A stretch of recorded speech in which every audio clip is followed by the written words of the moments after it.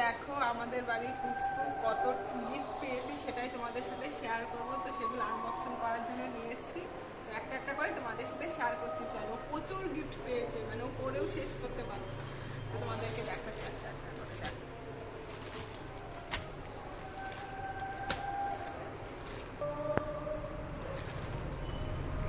খুলে খুলে দেখাবো তোমাদের। এই দেখো, একটা জামা পেয়েছে, কত সুন্দর।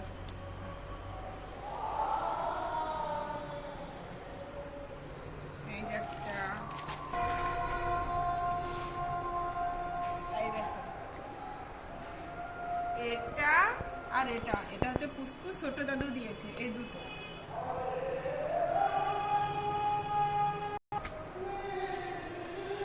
এই দেখো, এই যে একটা জামা কত সুন্দর, দেখো এটা হচ্ছে পুষ্কুর দিদা দিয়েছে।